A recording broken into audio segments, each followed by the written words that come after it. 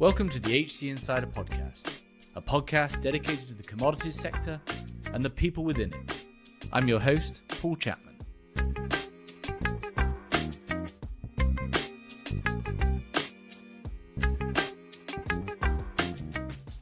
Today we're talking about investing in and financing the energy transition. Wall Street has been an incredible engine for change in the energy and natural resources sector over time. Think of the shale revolution. Now it faces the energy transition, which is incredibly complex, with a changing backdrop of policies, public sentiment, and even governmental relationships. Money is flowing to the tangible aspects of the energy transition, such as wind and solar. However, there's a disconnect, both in the public as well as investors, in financing the critical mining operations that are needed to complete the transition. It's through offshoring those heavy industries over the last 20 years that Europe and the US and the OECD in general has transferred those supply chains to the developing world, now posing a strategic challenge to Western governments that are trying to be addressed through policies such as the IRA and the Critical Minerals Act in the EU. What are the vehicles available to investors? What are SPACs? What is their involvement in this? And what are some of the challenges and complexities that investors face? We're looking at all of this through the lens of one individual's journey in investing in the energy transition, John Dowd. John has been an energy and natural resource investor for over 20 years. He was a portfolio manager with Fidelity and is now the CEO of GoGreen Investments, a special purpose acquisition company focused on tackling challenges in the energy transition and with an upcoming merger with Lifezone Metals. As always, you can really support the show by leaving us a positive review on the platform you're listening on, and I hope you enjoy the episode. John, welcome to the show. Thanks very much for having me. I'm looking forward to this. So we're essentially having a discussion around investing in the energy transition and the complexity that brings and that has. First off, can you just give us a bit of an intro into who you are to set the scene, and then we can talk about the vehicles that are available for investors to get into this and why obviously you've chosen a particular one. But can we start with you and your background in natural resources and energy? Sure. I spent about 14 years on the sell side covering researching energy companies. And then after that, I moved to Boston to cover energy and research energy for Fidelity. So I spent about 14 years here managing Select Energy Services, Select Natural Resources, and Select Energy. And it's been a fascinating window into the world. Right? During that time, I invested in everything from solar to wind to shale to refining to copper. And it's definitely been a journey. The current incarnation, what I'm doing currently is working as CEO of a SPAC, and the SPAC is GoGreen Investments, and the goal is in the name. The goal is twofold. It is first to help private companies with solutions to climate change access capital on Wall Street, and second, to do so in a profitable manner. I spent a big part of my career staring at a Bloomberg, and green is the color that you want everything to be on your Bloomberg screen. Thus GoGreen Investments. Yeah. Okay. And we're going to have to talk a little bit about SPACs, because that itself is an interesting story, right? They were sort of all the rage for a period and then aren't, and that is the current vehicle that you're using, and we'll come on to why for good reason. But when you look at the energy and natural resources investing landscape, I mean, the velocity of change has been enormous, right? So obviously we had the global financial crisis, and then we had the shale revolution that was a bonanza for some and has been sort of capital destruction for others. And now we're entering the energy transition, where there's just so much uncertainty around the different pathways and so forth. And there's been a lot of pressure on private investors. There's lots of pressure on institutions and so forth to become into this. I guess for the most part, can you just frame up for us kind of the different approaches here in terms of, there's been lots of private placement going on. We've done some coverage on that. You've obviously got a real interest from the public in ESG investing. We'll come on to that. But just talk to us a little about sort of the public offerings that are going on out there, and then that probably leads us into what SPACs are. Sure. So a lot of different ways to raise capital. You're right. VC, private equity, IPO, SPACs, direct investment from large multinational companies. There are different routes to get to access capital from government entities. So there's a lot. There's a lot of different opportunities and a lot of different methods. During my career, I have been absolutely stunned by the ability of Wall Street to fund a solution once it's economic. And I think that's underappreciated. The most recent example would be shale. The billions and billions of dollars that the shale industry, that Wall Street threw at the shale industry in order to drive down costs, drive up productivity, drive up supply, and fundamentally it resulted in the global oil price being cut in half. So that was a theme that was driven by the perception that shale was the next growth industry, that shale was necessary. Recall, prior to that, there really wasn't significant amount of supply. There wasn't flexibility in supply. There wasn't a lot of sources in energy for oil or gas where we could just dial up supply and increase production in order to meet global demand. So it was a really revolutionary technology that was funded almost entirely by Wall Street. So Wall Street, at its best, has the ability to massively fund solutions to major issues confronting society. And I think that's what we're trying to do today. The goal today is to redirect Wall Street, to use Wall Street, to use the tools of Wall Street to fund solutions to climate change. If these solutions are economic, there's really no end to the amount of money that Wall Street can funnel in this direction. So our approach has been to do this through the SPAC business. We launched a SPAC back in 2021, GoGreen Investments, and a SPAC is just another way for a company to go public. It's a competitor to IPO, and we've seen good examples and we've seen bad examples. Fundamentally, what a SPAC brings to the table is not only the cash, but the qualities of the management team of the SPAC to the target company. So a lot of private companies do not have experience in the public markets. They have been focused on executing their business, and they do not necessarily have relationships in other industries or in other companies. The SPAC, in its best form, is a group of individuals that can bring their skills to augment the skills of the management team of the private company. Likewise, that can also be the detriment of a SPAC. A SPAC, in its worst case, is a group of management team that is really just looking to enrich themselves and is actually working to the detriment of the private company. There have been examples of both. We had Edward Chancellor on talking about a long regime of financial engineering in this extraordinarily low interest rate environment, which I encourage listeners to go and listen to, possibly my favorite episode, or one of my favorite episodes, I should say. And that's indicative of the frothiness that we saw in SPACs in that period of 2020, 2021, when we just, at the very tail end of just these incredibly loose monetary policies. And in the nature of why we're having this conversation is, of course, that the nature of how a SPAC is formulated is that it gives you time to go and find the right investment. And really it's that insight and learning that we're drawing on for the conversation we're about to have.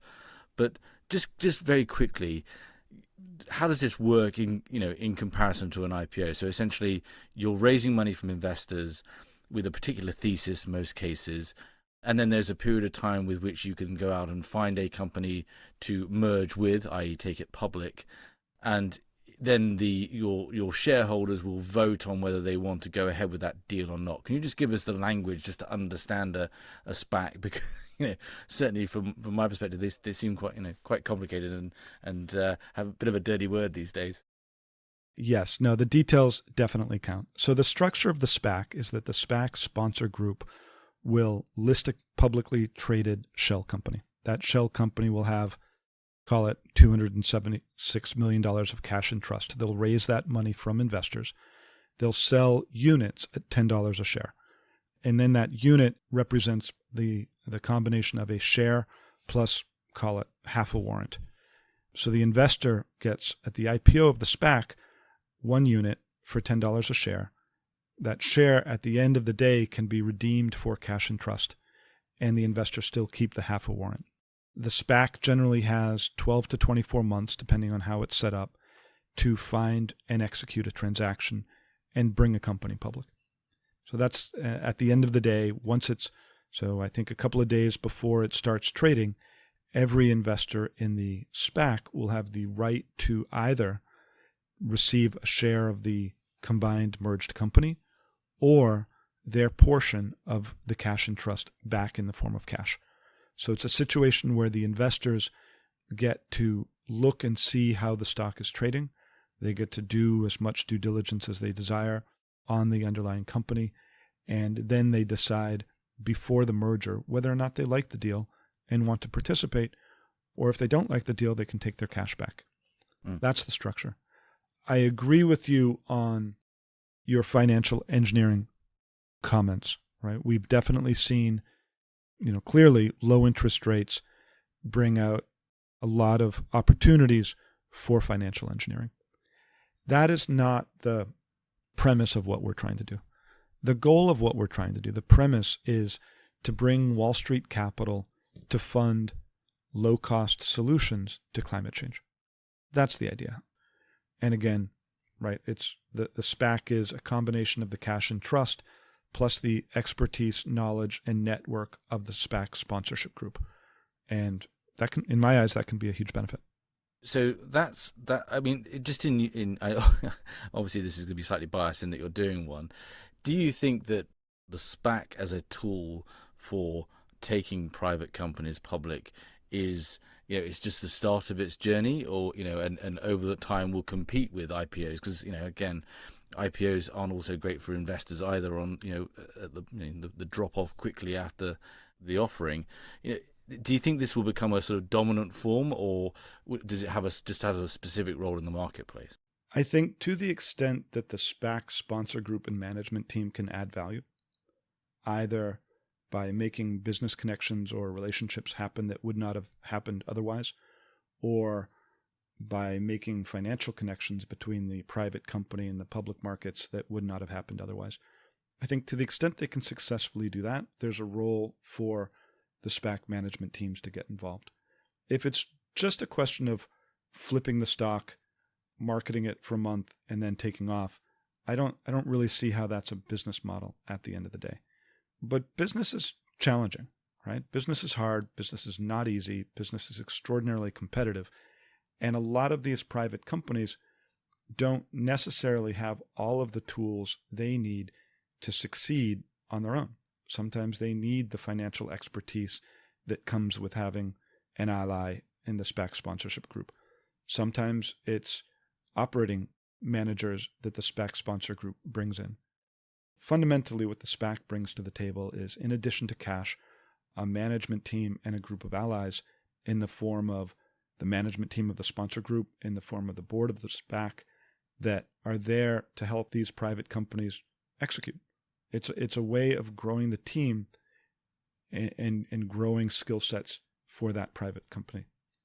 Yeah, and we sit in the middle, or the very start, the foothills of an energy transition that is, and this is sort of the point of the discussion we're having today, that's an incredibly complex world, both in the technology uncertainty around which pathways we're going to go towards energy transition, the environmental regulation backdrop, the regulatory backdrop change is a patchwork quilt even within countries, like the US, and is one that is transcends international borders in terms of supply chains.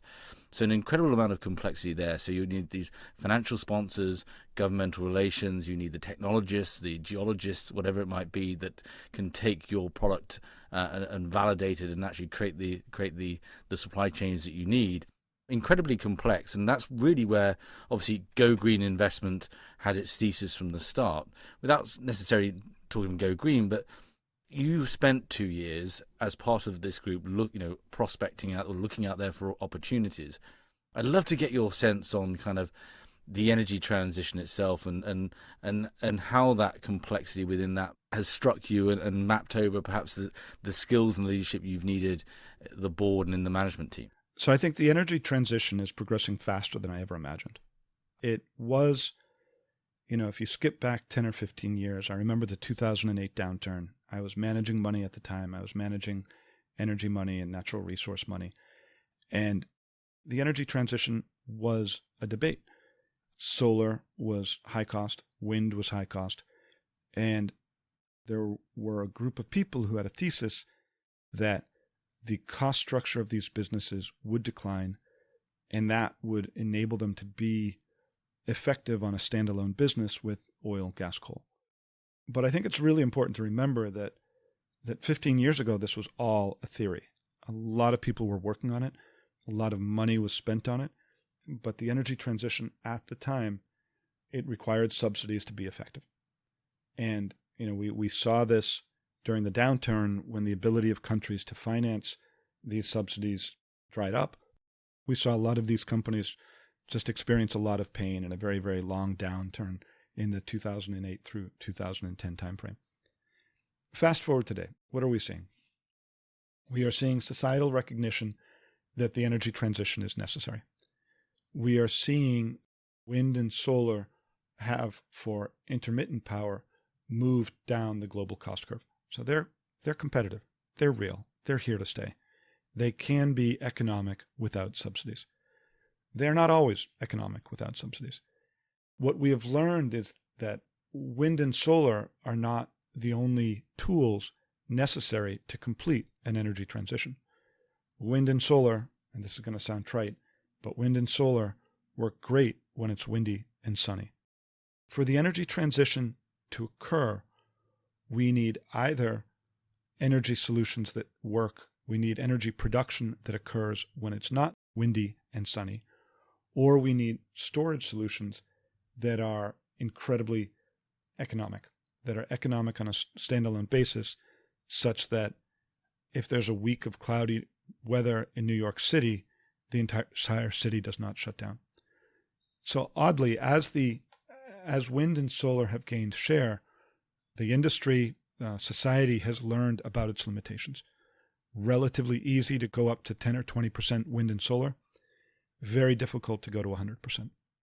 And it requires a lot. It requires a lot in terms of storage technology, efficiency improvements, monitoring of flows and optimization of the grid. There are so many entrepreneurs out there working on addressing climate change that it's absolutely inspiring. That's the good news.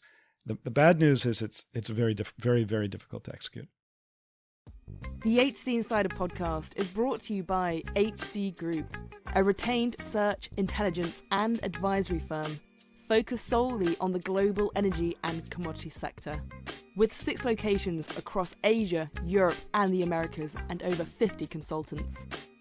To find out more, go to our website, hcgroup.global. There, you can also sign up for our HC Insider content for more interviews and white papers on relevant trends and talent impacts in the commodities world.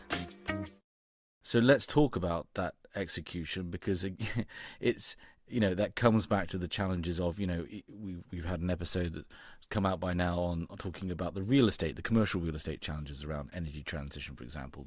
The land required for putting transformers to reverse the grid from going from the centre out to the out in terms of, capturing wind power, for example.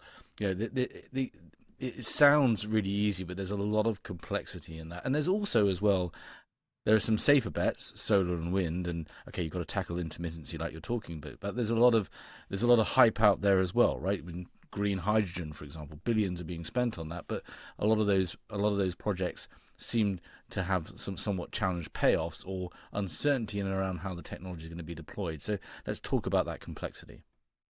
So the complexity I find to be most interesting is this intermittency issue.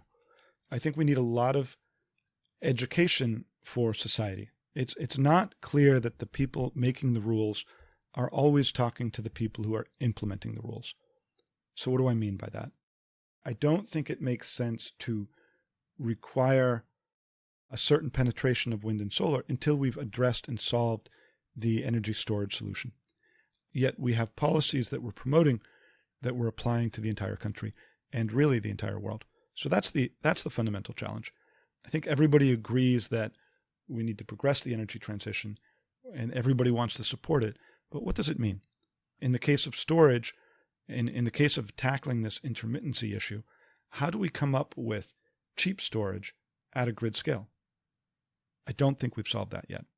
Yeah. How do we come up with the supply chain that will, in a clean, environmentally and socially responsible manner, provide all of the metals necessary to build all of the batteries that are going into the EV fleets and into the stationary battery solutions? We have not solved that yet. The biggest single disconnect I see is that while everybody is for the energy transition, almost everybody is against the mining industry. And we need to connect the dots. We need, as a society, first to recognize that whenever we buy a battery, we are increasing demand for mining. Whenever we are using solar power at night or wind power when it's not windy, we are using battery technology and relying on the mining industry. And I think this is a critical topic because right now, wind and solar and clean energy broadly are among the highest overweighted groups of stocks in ESG funds, whereas mining is the fourth largest underweight. That's the biggest disconnect to me. Yeah, and that's a fascinating insight, because that's a disconnect that we've covered on the show that sits both in the public mind as well as it sounds like, in the investor community. And that was going to be my next question, where you have this, I drive a Tesla, and that's great, but there's, as we had a Henry Sanderson on, we've had Chris Berry, others, there's sort of a NIMBYism that goes on with then the minerals that have to go into that, whether that's rare earth mined in, outside in Utah or whatever, or nickel from Indonesia or whatever it might be, but also the power that goes into it as well. And then, there is a fundamental disconnect there and I think some of this is a conflation that for different reasons started a while back between CO2 production and environmental degradation. And somehow those two need to be teased apart, and we need to have the right policies for both, right? And sometimes we are certainly seeing, when you look at the supply chain for batteries as it sits in China at the moment, there is not much going on in terms of environmental degradation policies to produce the battery supply chain, etc. I know I'm getting into slightly deep water there, but it is a fact. And that seems, as well, as you say, in the investor community, there's sort of these very tangible, we're investing in solar projects, but that upstream supply chain of it, which takes 7 years to get, various of these, whether it's copper or whatever, are woefully underinvested. And we're going to see presumably quite significant price spikes and volatility in those markets. And also we're seeing geopolitical competition trying to control those critical minerals and assets in the developing world. So yeah, it's interesting you say that. And is that changing at all at the moment, when we are sort of starting to see prices creep back up in many of these renewables as a result of materials costs? So yes, things are changing. Things are changing very slowly. I think what your primary point is that there needs to be an awful lot more communication among all the different parties, because there is not yet appreciation from all groups as to what is required for the energy transition. Yes, if we talk to somebody on Main Street, they will be bullish on batteries and bearish on mining. That's, I think, to be expected. The surprise to me is often when we talk to people in industry, we have the same cognitive dissonance.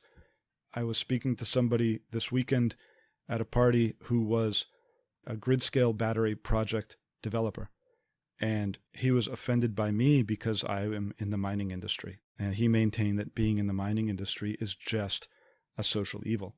Now, I understand the history, right? I do. I understand that in the past, the mining industry has made mistakes and has polluted too much. I think everybody will agree on that.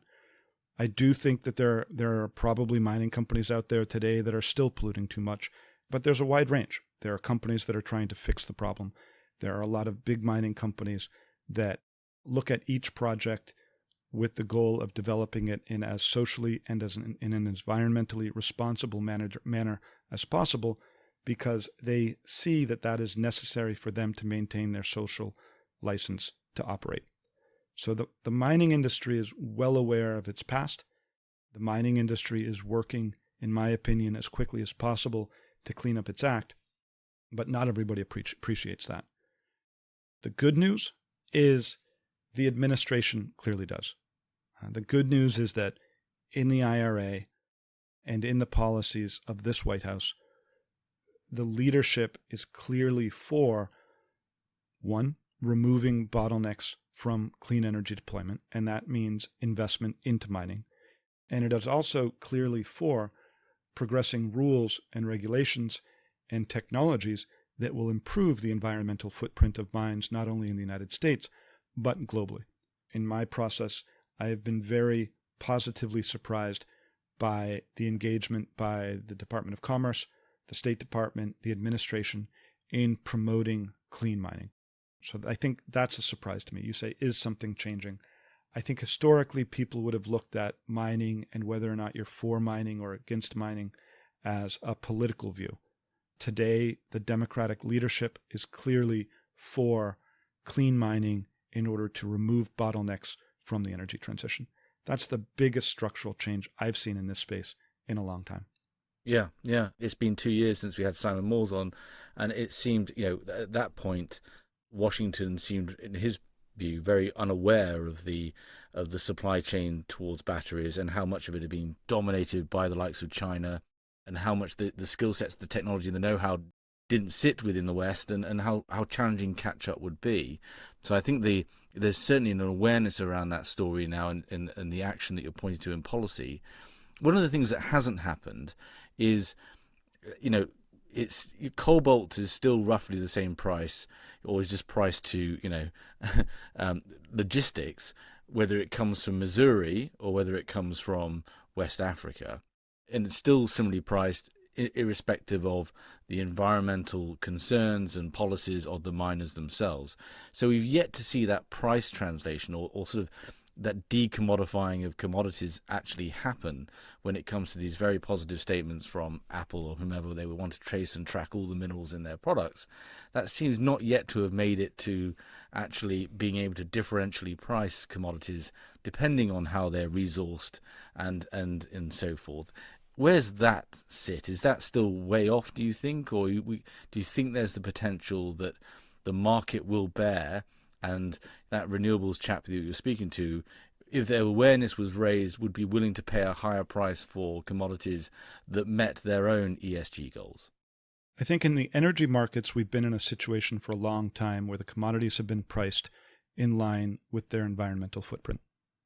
Clean natural gas versus dirty natural gas, clean naphtha, dirty naphtha, clean hydrogen, dirty naphtha. I mean, there's every energy commodity for as long as I can remember has been priced in line with its environmental footprint.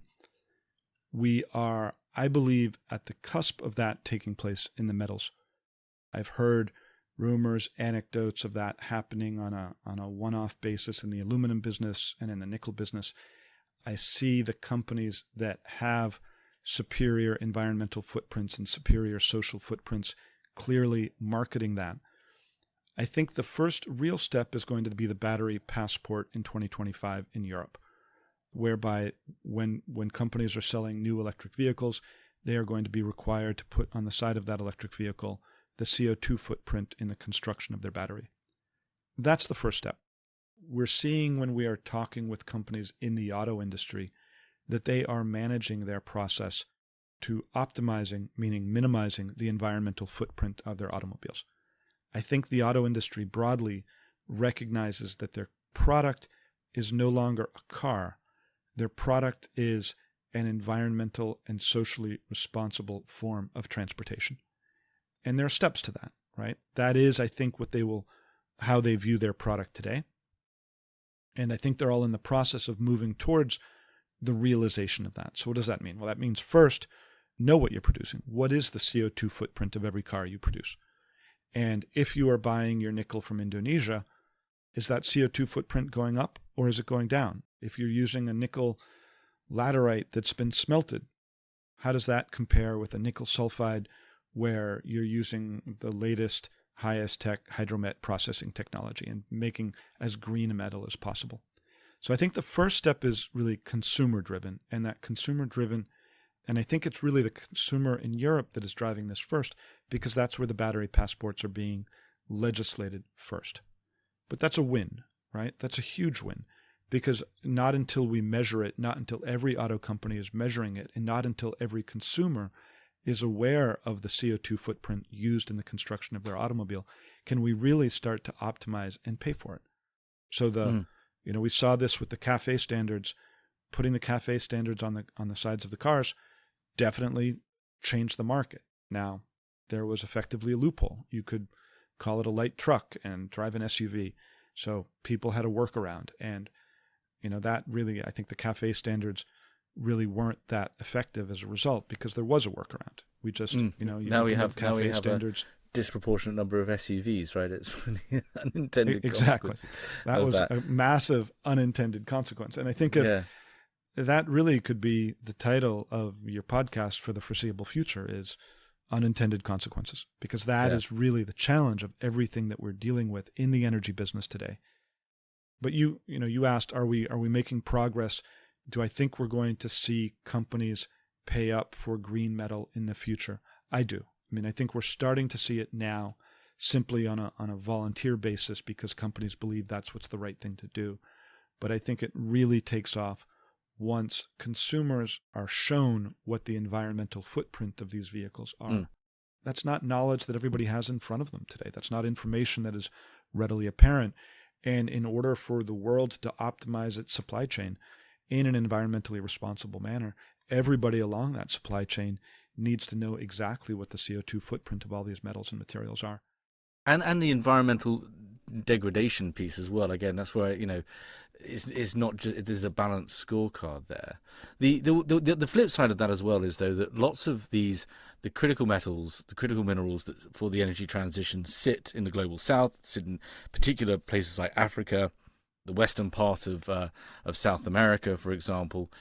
Those countries are under intense pressure from China and the geopolitical competitors of the West to access those resources, Russia, etc. And, there's been quite a bit in the press about sort of, you've got China turning up with significant resources in terms of Belt and Road. And, this quote that the State Department turns up with lectures. Where, I assume as well, though, there is agency and a demand for the governments of those countries at some point, at least those that are democracies where people have a stake, to also ensure that they are finding the best partners, not just economically, but also environmentally for resource extraction. Where is that conversation at? So that's a big conversation, right? People are trying to optimize their country's growth along a number of different chains. You go to East Africa today, and they are looking for the most economic growth. I personally don't think the Chinese are going to be paying up for environmentally produced metals, right? They're looking for lowest cost. Other countries may be willing to pay up for that. The U.S. State Department is definitely working extraordinarily hard, not just, as you say, in the lecture business, but really at helping increase access in these countries to funds and investments from the United States.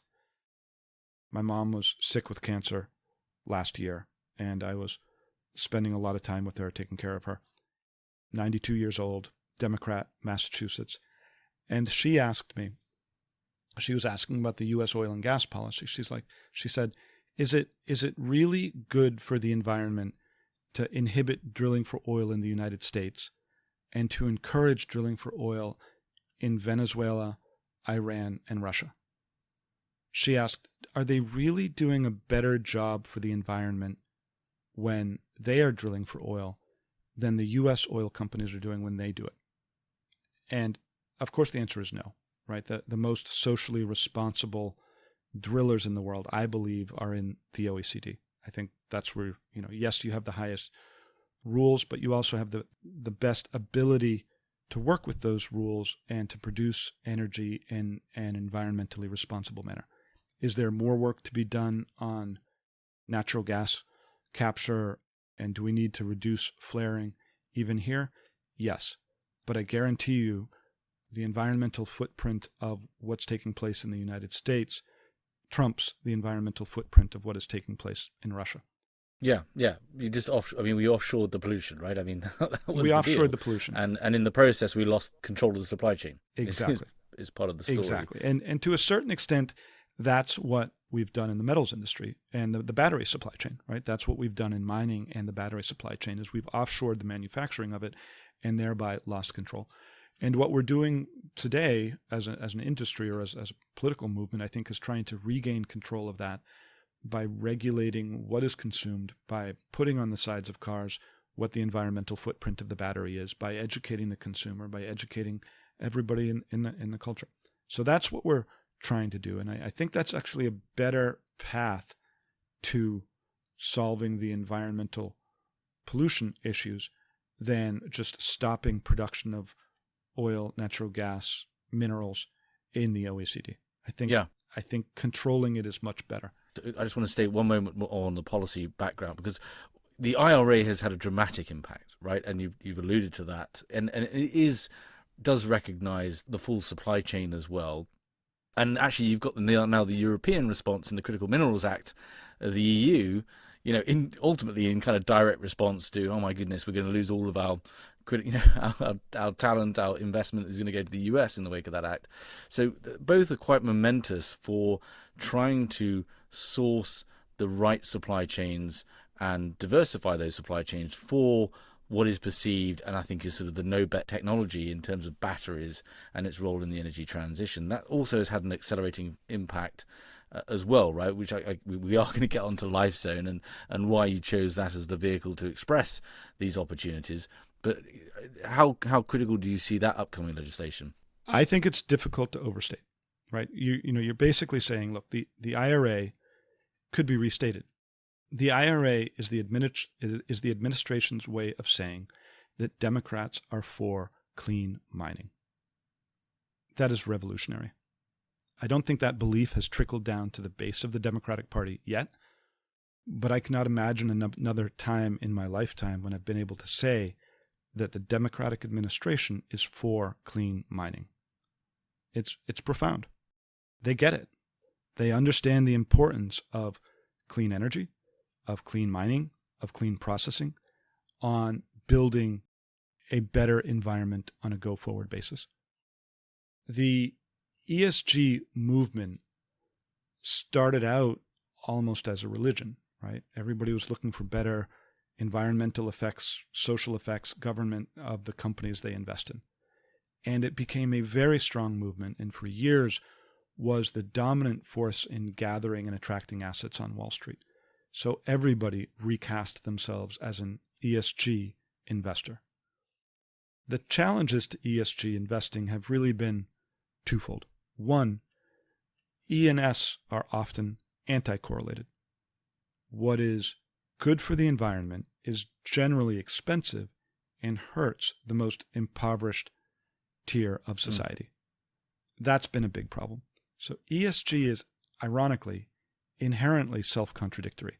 It's an internal contradiction where E and S are actually anti-correlated. So that's one problem with it.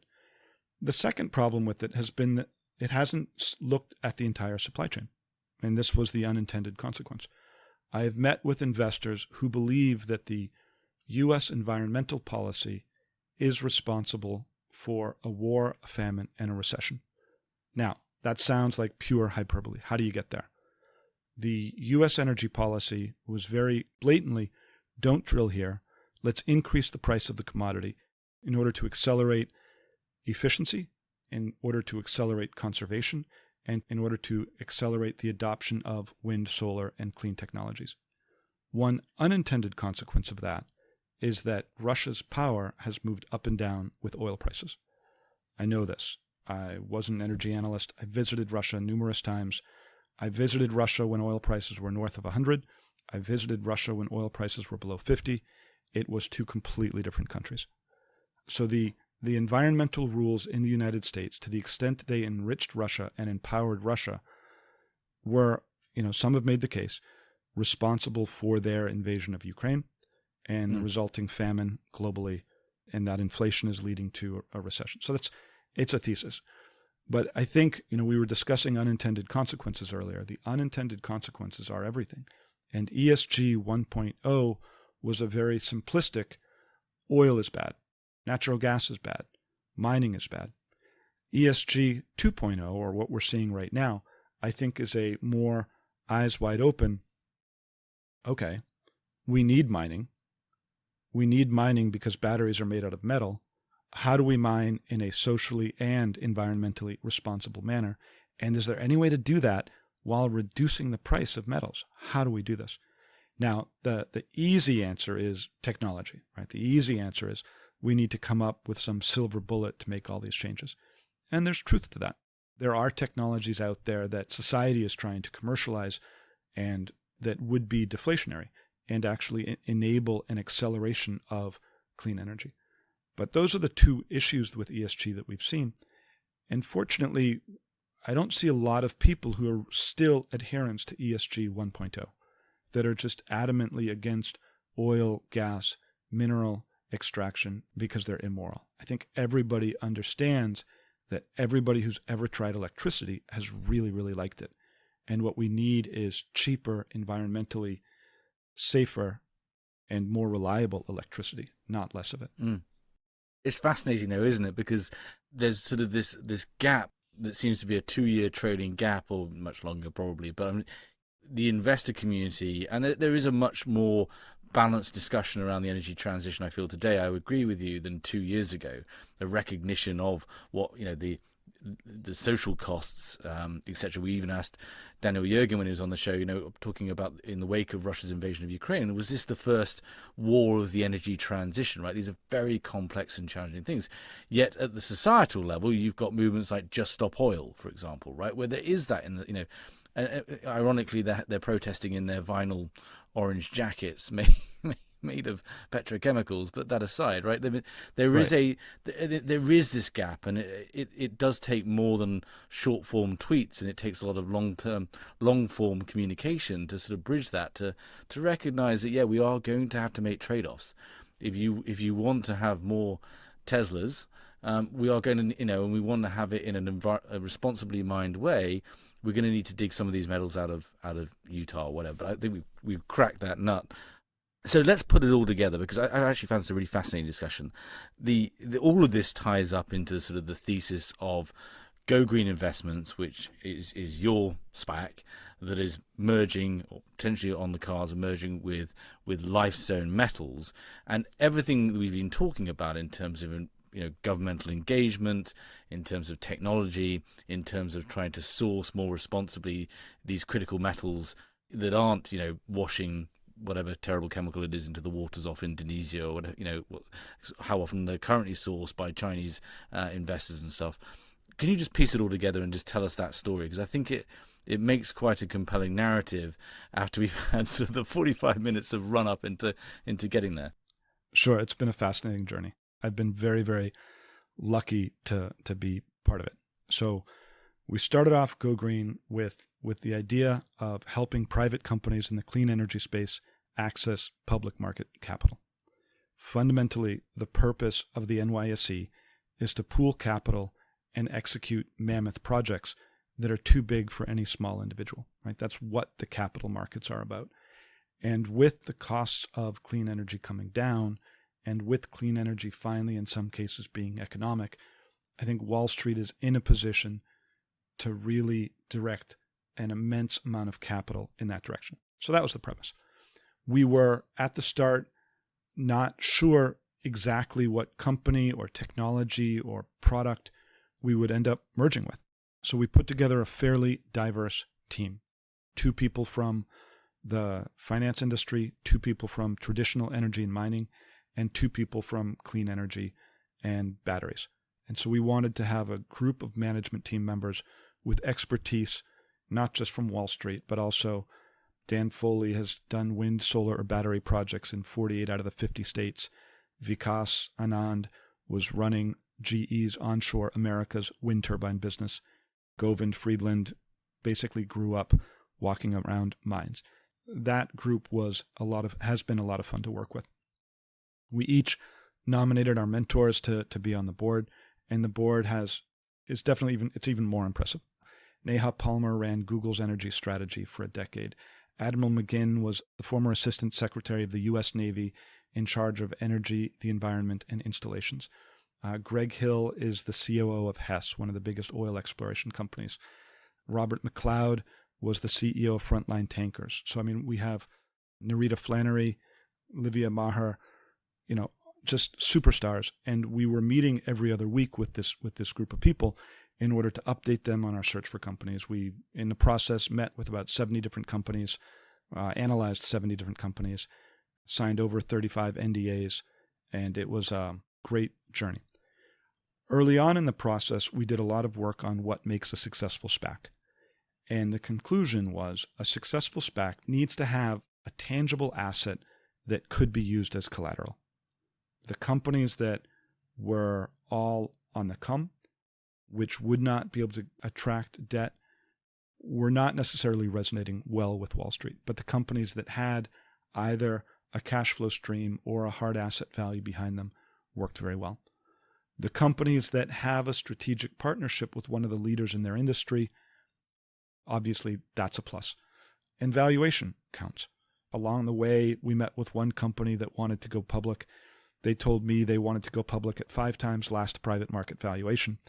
And when I asked why 5 times, he said, well, you're a SPAC and SPACs overpay, right? So like that ended that negotiation in a heartbeat, and we moved on. So what is LifeZone? LifeZone is a company that has already received a strategic investment from BHP. BHP is the largest mining company by market cap. BHP has invested $100 million into LifeZone and its subsidiaries. First, $40 million into its Kabanga subsidiary, which is one of the largest, highest grade, development-ready nickel sulfide projects in the world, and $10 million into its technology. And then after about 3 quarters, they invested another $50 million into the Kabanga resource to bring their ownership up to 17%. And they have an option to raise their ownership from 17% to 61% by making additional investments once the feasibility study is complete. So that's the project. LifeZone in and of itself owns really 2 things. One is controlling interest in the Kabanga nickel asset that I was talking about. And the other is a lot of expertise and a portfolio of patents in hydromet processing. So what is hydromet processing? When you are processing ore to tease metal out of the ore, there are 2 fundamental ways of doing it. Pyromet, adding heat. Hydromet, adding fluid, chemicals, going that route. The history is pyromet. The history of smelting is thousands of years.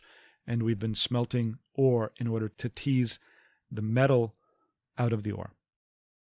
It can be, and often is, extraordinarily polluting. For nickel, the process involves heating up the ore to 1200 degrees centigrade and cooking it.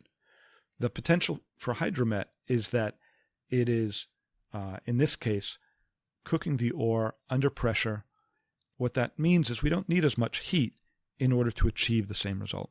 And less heat means less energy input. Less energy input means less pollution. So that's fundamentally what we're doing. The group has a series of patents and decades of experience applying hydromet solutions to the mining industry. And what we are doing now is applying that hydromet technology solution to the Kabanga nickel asset in Tanzania. So what have I learned through this process? What I've learned is the difference between a nickel sulfide and a nickel laterite.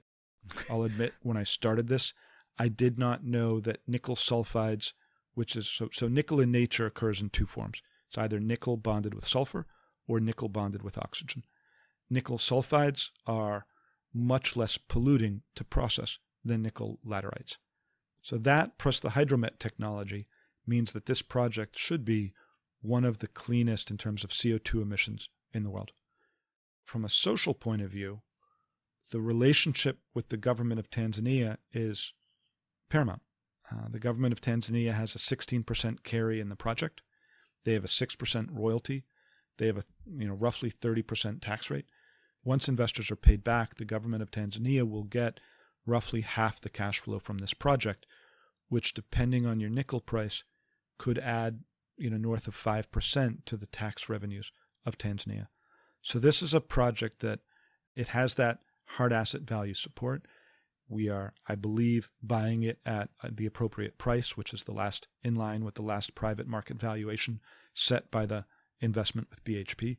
we have BHP as a partner, but perhaps most importantly is that relationship with Tanzania, where they want us there. They want us to develop this as quickly and as responsibly as possible, and that's where we are. And fits as well, I guess, the thrust of our discussion around solving the upstream mineral supply chain that goes into batteries, right? And it's kind of like this. If you were going to make a bets at the moment, the bits I'm betting on is actually that the electron is going to be the winner in the energy transition, and that's going to require batteries. But that aside, so just going back to our original discussion on SPACs and the process. So the next stage for GoGreen Investment then is your current shareholders will have a vote on whether this is the deal they want to do. Is that fair? And when's that? That's correct. We have not set the date of that. We filed documents with the SEC, so I'm hoping that we will be public sometime in July. So that will mean that in July, investors in GoGreen, ticker GOGN, for those of you keeping score at home, investors in GoGreen will have the option of either participating in this transaction or taking the cash and trust back. I think there's a lot of good that this company can do for the world with additional cash on the balance sheet. It would help them accelerate the rollout of their technology on other plays and other assets around the world. And I think that's actually really, really important for the world to do. So that's what we're in the process of doing right now, is meeting with investors, explaining to investors the pros and cons of this project, and working with the SEC to make sure that the disclosures are all appropriate and pushing that forward. The timing of the transaction, I anticipate it to be sometime in July. Yeah. Well, hopefully listeners are listening to this in June, and we'll all be following the story closely. I'll put the ticker in the show notes and so forth, because I think it's been a really interesting discussion, both to understand the world of SPACs a little bit more and the investment community that you've been so heavily a part of, but also obviously the challenges and the complexity around the energy transition, the philosophical challenges that sit there as well of that lack of understanding of beyond the product we all hold in our hands. And we did this episode with Tantalex and so on, all of these minerals that go into that, and the trade-off society has to make, and how indeed the US and Europe, etc., are going to compete for that. But John, I've really enjoyed the discussion. Thank you very, very much. I've really enjoyed it as well, and I think the premise of your podcast and what you're doing with it is critically important. I think you're bridging the gap. When I listen to these podcasts of yours, I've been learning a lot. So I just want to say thank you. Thank you. Thank you for listening. If you enjoyed this episode and want to support the show, please give us a positive review on Apple Podcasts or Spotify. To find out more about HC Insider and HC Group, a search and advisory firm dedicated to the commodity markets, visit our website at www.hcgroup.global. There you can find out more about our services and our offices around the world. There you can also find more content, from interviews to insight pieces to more podcasts focused on the commodity value chains. Thanks again for listening.